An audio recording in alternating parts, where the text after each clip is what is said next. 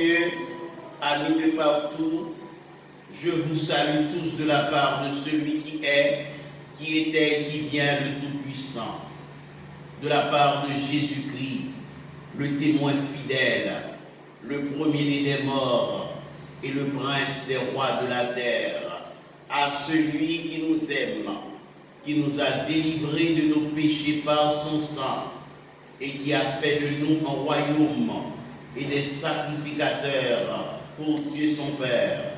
À lui soit la gloire au siècle des siècles.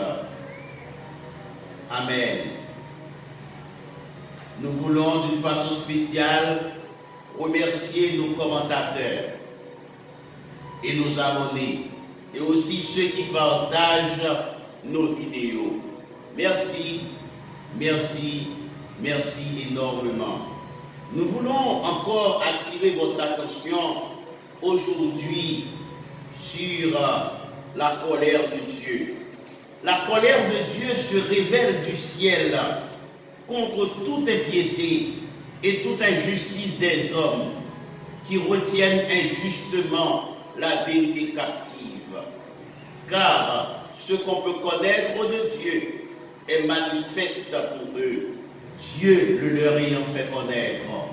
En effet, les perfections invisibles de Dieu, sa puissance éternelle et sa divinité se voient comme à l'œil nu depuis la création du monde. Quand on les considère dans ses ouvrages, ils sont donc inexcusables. Aujourd'hui, en guise de sujet, je pose une question. Que doit-on faire pour éviter la colère de Dieu? Mesdames et messieurs, frères et sœurs bien-aimés, toute la nature est en colère. L'univers est révolté. Le Dieu du ciel est en fureur contre les crimes de l'humanité, contre la domination de l'homme sur l'homme, contre la sodomie ou l'homosexualité, le lesbianisme, l'inceste, les vices contre nature, l'adultère, l'impudicité des hommes. De nos jours, les hommes abandonnent l'usage naturel. L'homme est devenu un loup pour l'homme. L'homme sans Dieu avance bien dans la perdition. Souvent, l'homme du matin n'est pas l'homme du soir. Lénine a dit, et je cite, « Pour atteindre nos fins, nous devons être prêts à employer la fourberie, la tromperie, la violation des lois, à nier et à cacher la vérité. » Fin de citation.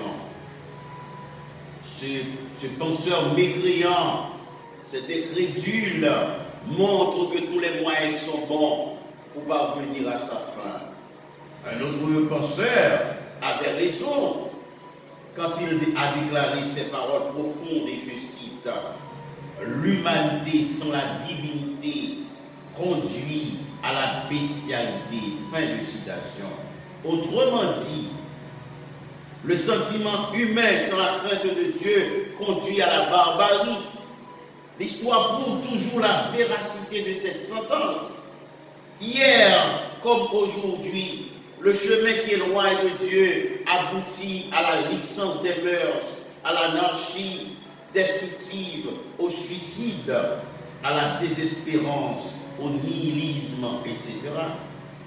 Quand l'homme occupe le centre de sa vie, c'est le désastre. Augustin a dit, je cite, « Tu nous as fait pour toi-même, ô Dieu, et nos cœurs sont troublés jusqu'à ce qu'ils trouvent leur repos en toi. » Et de son côté, Pascal, le philosophe français, déclare, « Il y a dans le cœur de chaque homme un vide qui ne peut être rempli que par Dieu, le Créateur, manifesté en Jésus-Christ. » Fin de citation. Que doit-on faire pour éviter la colère de Dieu, pour le jugement divin? Le premier pas à faire, c'est de reconnaître sa culpabilité, de reconnaître son péché. La parole sacrée de Dieu déclare, car tous ont péché et sont privés de la gloire de Dieu. Le péché est comparé à une grande rivière en crue, brassant avec ses eaux grondantes, avec des pierres et des bois. Il sépare l'homme naturel du Dieu 3 fois saint. Mais Jésus a traversé cette rivière et a ouvert un chemin entre nous et Dieu. Il est comme un pont vivant. Tous ceux qui se confient en lui et lui obéissent peuvent traverser cette rivière du péché. Et cette rivière du péché parvenir jusqu'à Dieu, jusqu'au ciel, et trouver la vie éternelle et le bonheur. Autrefois, nous étions ennemis de Dieu.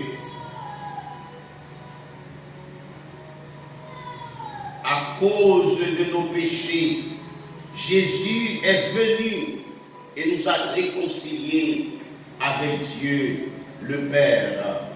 Jésus est le seul pont par-dessus la rivière du péché. Seul Jésus peut nous amener à Dieu. Il n'existe pas d'autre personne, ni de religion, ni d'église, ni d'enseignement qui puisse nous conduire en sûreté auprès du seul vrai Dieu. Dans Jean chapitre 14, verset 6, nous lisons ces paroles. Je suis le chemin, dit le Christ, la vérité et la vie. Nul ne vient au Père que par moi. Pécher, c'est passer à côté du but fixé par Dieu pour l'homme. C'est suivre sa propre voie sans s'occuper de Dieu. C'est défier Dieu. C'est se mettre à la place de Dieu. Feu évangéliste Billy Graham parle du péché en ces termes dans son merveilleux ouvrage La paix avec Dieu. Il a déclaré que le péché est comparé à un grand propriétaire d'esclaves. Le péché est un ouragan déchaîné. C'est un volcan en éruption, un fou échappé de l'asile, un gangster mis en liberté, un lion rugissant cherchant sa proie, un éclair qui s'abat au sol, une guillotine tranchant la tête, un cancer rongeant l'âme des hommes, un torrent en furie balayant tout sur son passage. Si vous voulez être épaillé de la colère de Dieu ou de la damnation éternelle, il faut reconnaître sa culpabilité. Vous devez être prêt à abandonner vos péchés, vos plaisirs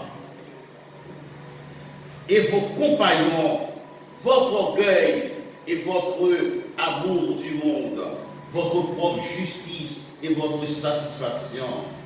Il faut quitter ce qu'on aime pour être épaillé de la colère de Dieu. Le premier pas, il faut reconnaître sa culpabilité, son péché. Le deuxième pas à faire, c'est de placer sa foi en Jésus-Christ. C'est de se tourner vers Dieu. C'est de se convertir. C'est quoi la conversion? La conversion, c'est l'acte par lequel un homme désire changer le cours de sa vie, de se tourner vers Dieu et de vivre en harmonie avec sa parole. C'est important de se tourner vers Dieu, car Dieu veut nous faire grâce chaque jour. C'est par la grâce que vous êtes sauvés, par les moyens de la foi, d'ici l'apôtre Paul. Et cela ne vient pas de nous, c'est le don de Dieu. Ce n'est point par les œuvres afin que personne ne se glorifie. La foi, nous avons besoin de la foi pour nous approcher de Dieu. Sans la foi, il est impossible d'être agréable à Dieu, car il faut que celui qui s'approche de Dieu croit que Dieu existe et qu'il est le rémunérateur de ceux qui le cherchent. Seul Jésus peut nous épargner de la colère à venir. Seul Jésus peut nous transformer. Seul Jésus qui a accepté de subir le saint courroux de Dieu sur la croix du Calvaire peut nous épargner du jugement de Dieu. C'est pourquoi l'apôtre de l'amour a écrit, et je cite, « Celui qui a le Fils de Dieu a la vie. Celui qui n'a pas le Fils de Dieu ne verra point la vie, mais la colère de Dieu demeure sur lui. » La foi en Christ nous épargne de la colère à venir. La foi est la clé de notre relation avec Dieu. La foi est produite par Dieu, non par l'homme. La foi est une énergie divine, non une énergie religieuse. Elle a son origine en Dieu et non dans le corps de Christ. Nous ne sommes pas capables de produire cette dynamique de foi. Nous ne pouvons que la recevoir. La racine de la foi est dans la connaissance d'une personne, à savoir Jésus-Christ. Il n'y a de salut en aucun autre, car il n'y a sous le ciel aucun autre nom qui ait été donné parmi les hommes par lequel nous devions être sauvés. Le Fils de Dieu est venu dans le monde pour révéler Dieu. Il déclarait que ses actes et ses paroles étaient dirigés de Dieu. Le Fils de Dieu devint le Fils de l'homme pour que les enfants des hommes puissent devenir les fils de Dieu et un jour ils seront semblables à lui. Le Fils de Dieu devint le Fils de l'homme pour nous délivrer de la culpabilité et de la puissance du péché. Il mourut en souffrant en sacrifice expiatoire. Ceux qui refusent de placer leur foi en Jésus-Christ sont sous la colère de Dieu. Quelque grand que soit un homme, qu'il soit prince ou qu'il soit roi, s'il refuse de croire en Dieu par Jésus-Christ, il est sous le jugement de Dieu, il est sous la malédiction, il est sous la colère de Dieu. Certains hommes, au lieu de placer leur foi en Jésus-Christ, préfèrent pratiquer la magie. Par exemple, ils veulent tous connaître l'avenir, de la simple ouvrière au plus éminent chef d'État. Tous veulent à l'avance connaître les événements. Certaines personnes se trouvent même à l'église, veulent connaître l'avenir. Au lieu de s'appuyer sur Dieu, ils consultent leur horoscope, ils vont chez les records pour connaître l'avenir. De l'Antiquité à nos jours, plus de 250 méthodes permettent aux voyants de prédire l'avenir individuel ou collectif. Les gens, au lieu de chercher Dieu dans la prière, préfèrent utiliser par exemple la chiromancie pour l'observation des lignes de la main. D'autres utilisent la cartomancie pour le tirage des cartes. D'autres la pyromancie pour l'interprétation des osselets, des dessins sur la terre, des taches d'encre, du feu. D'autres la nécromancie pour l'observation du mar, du café, du vol des oiseaux, l'évocation des morts. D'autres utilisent l'astrologie, naturellement l'étude de l'influence des astres. Dieu ne se trouve pas dans ces amalgames, mesdames et messieurs, frères et sœurs bien-aimés. Quand on refuse de marcher selon la volonté de Dieu, on tombera inévitablement sous la colère de Dieu. Et le sort de cet homme sera fatal.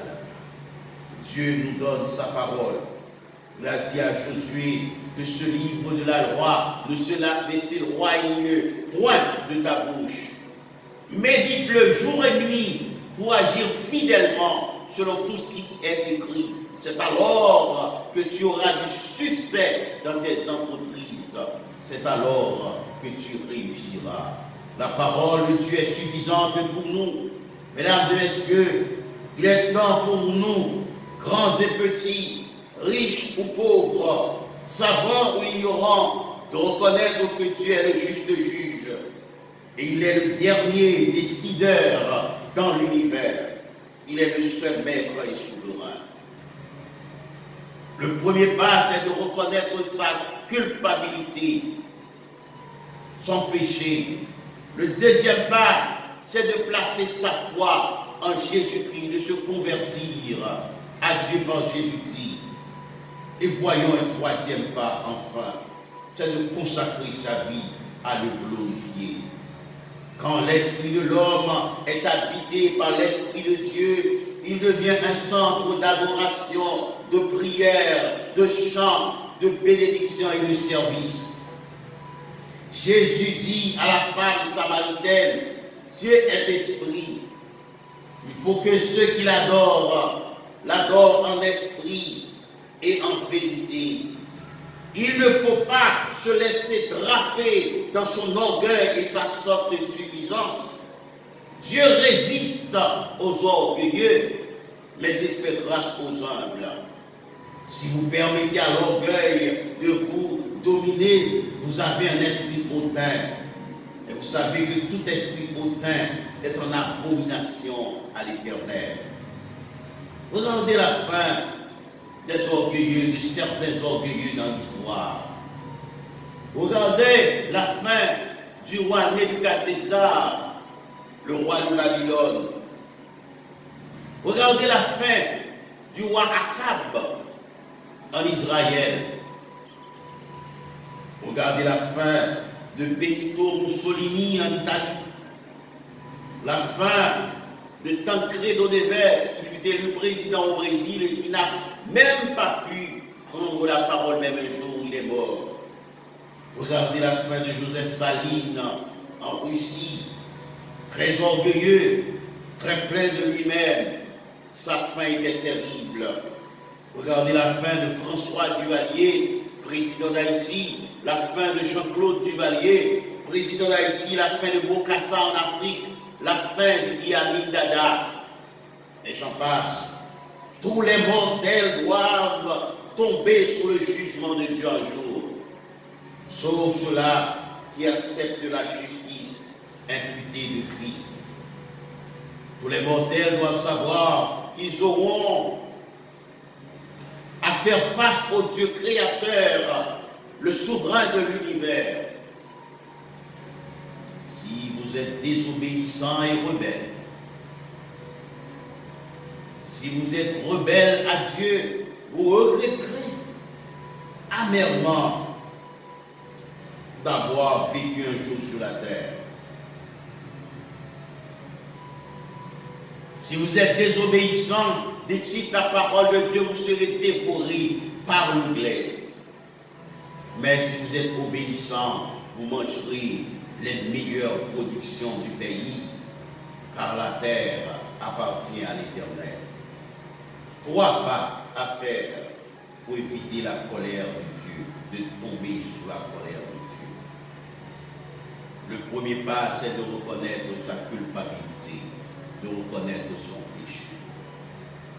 De reconnaître qu'on est pécheur et que seul Jésus-Christ peut nous justifier. Tel est notre deuxième pas, c'est d'accepter, notre deuxième pas, c'est d'accepter l'offre du salut par la foi en Jésus-Christ.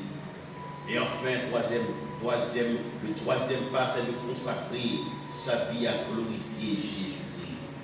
Qu'il en soit ainsi pour vous, que le Seigneur vous soit en aide. Et mesdames et messieurs, vous tous qui m'écoutez, je vous invite à vous abonner à ce channel, à partager cette vidéo et à nous faire parvenir vos commentaires. À très bientôt, j'espère.